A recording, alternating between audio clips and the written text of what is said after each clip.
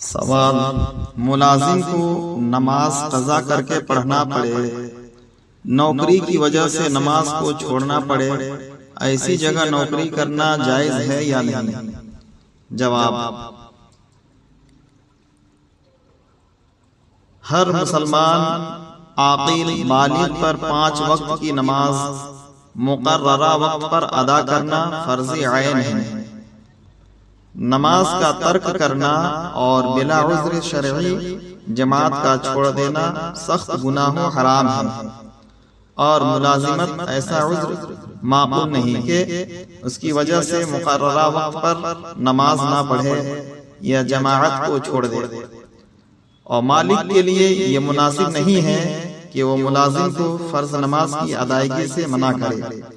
اب ملازم کو مالک کی بات ماننا جائز نہیں۔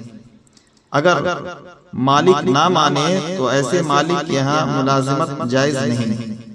مذکورہ ملازمت کے بجائے دوسری جگہ معاش کا ذریعہ تلاش کرنا لازم ہے، اس لیے کہ روزی دینے والا تمہارا، ان کا سب کا اللہ تبارک و تعالی ہے، اور خالق کی معصیت میں کسی مخلوق کی اطاعت کرنا جائز نہیں۔